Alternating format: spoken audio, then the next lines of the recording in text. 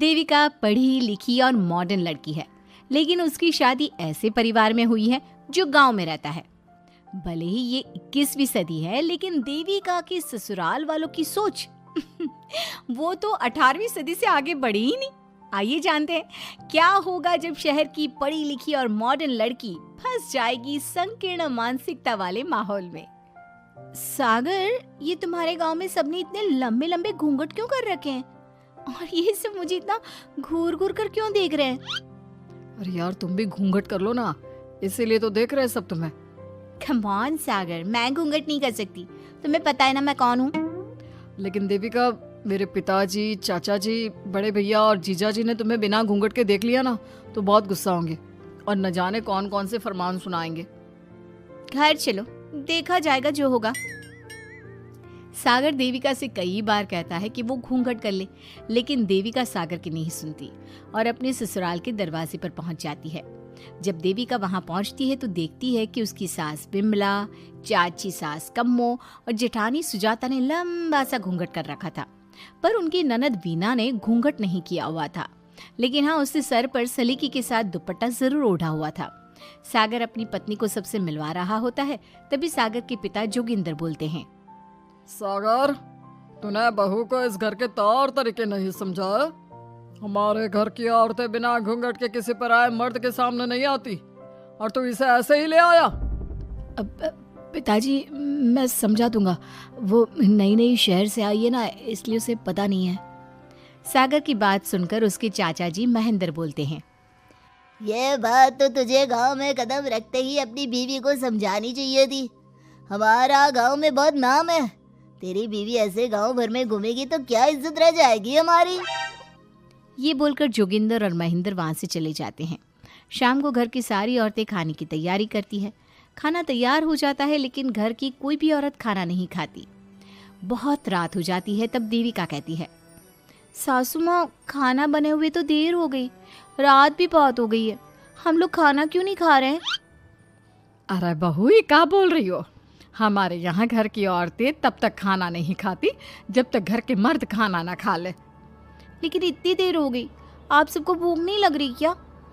तभी देविका की जेठानी सुजाता कहती है, लग तो रही है, लेकिन यहाँ की यही रीत है, ये निभानी तो पड़ेगी ना।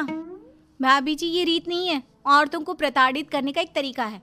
अगर इस घर के आदमी पूरी रात नहीं आए तो आप पूरी रात खाना नहीं खाओगी क्या? देविका ये बोलकर सीधा सागर के पास जाती है। सागर उसे समझाता है, देविका, यहाँ ऐसा ही होता है, तुम थोड़ा सब्र कर लो, पिताजी और चाचा जी आते ही होंगे, फिर हम सब खाना खाएंगे।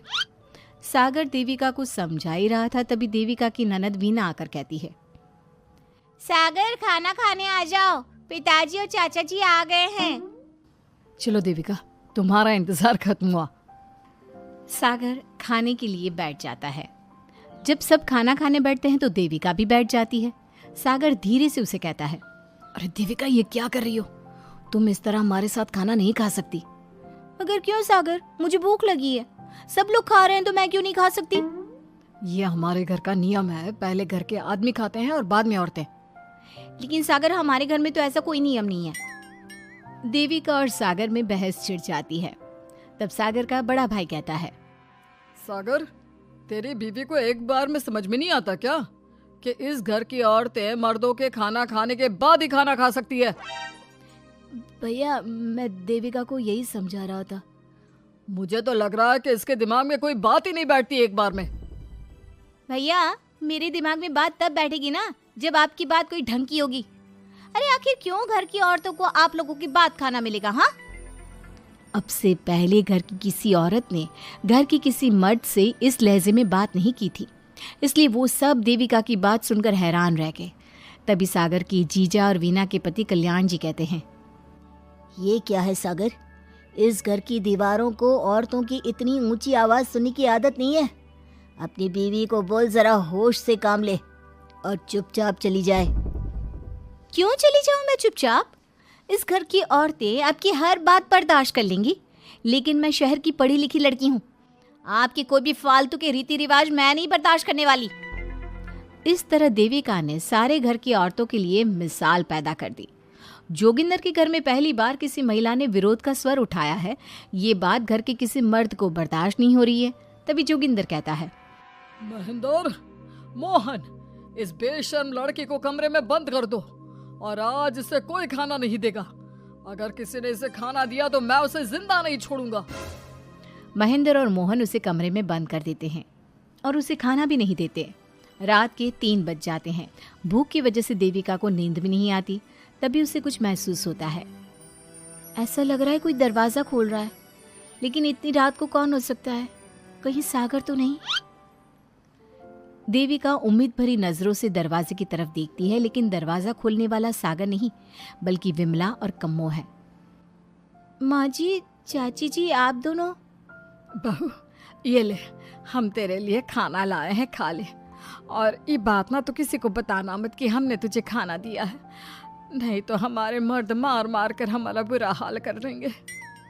माँ जी, आप यहाँ इतना घुट घुट कर क्यों रहती हो? देविका, अब तू भी इस घर की बहू है, तू भी हमारी तरह रहना सीख ले। इस घर के कायदे कानून अपना ले। इस घर के मर्द तो कभी बदलने वाले हैं नहीं बहू, तो तू ही बदल ले अपने आप को। माँ जी, बदलाव अच्छे के लिए हो तो हमें बदलना चाहिए। बेकार और बेतुकी बातों का तो विरोध करना चाहिए। दोनों ने देविका को समझाने की कोशिश की, लेकिन देविका ने उल्टा उन्हें ही समझा दिया। इसी तरह एक दिन देविका किसी बात पर जोर जोर से हंस रही थी। तभी देविका की सास विमला ने उसे टोकते हुए कहा, अरे बहू, तू इतनी जोर जोर से क्यों हंस रही है? हमारे घर की औरत इतनी जोर जोर से नहीं हंसती।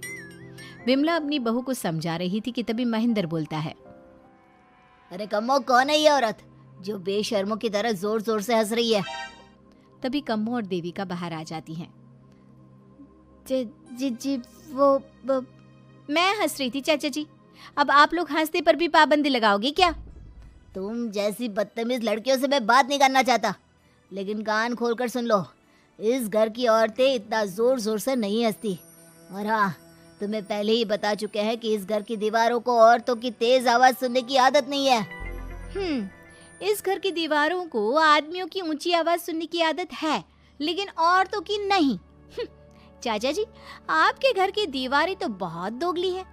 हर पाबंदी औरतों के लिए क्यों चाचा जी? औरतें ये नहीं कर सकती, औरतें वो नहीं कर सकती। औरतें सांस ले सकती है या उस पर भी पाबंदी है?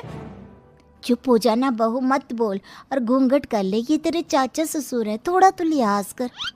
कम्मो के समझाने पर भी देविका चुप नहीं होती।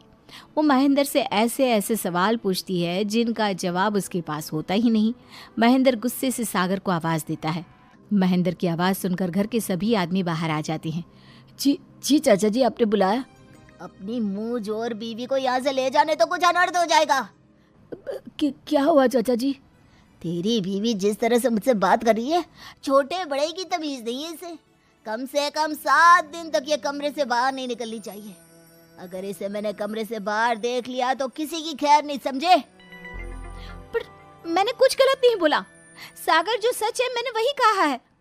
देविका, चलो मेरे साथ। लेकिन सागर, मेरी बात तो सुनो। सागर देविका को वहां से ले जाता है। इसी तरह से कई दिन बीत गए। अब देविका अपने ससुराल में हर गलत बात का विरोध करने लगी, लेकिन जितना ज्यादा वो विरोध करती, उसके ससुराल वाले उस पर उतना ही ज्यादा अत्याचार करते।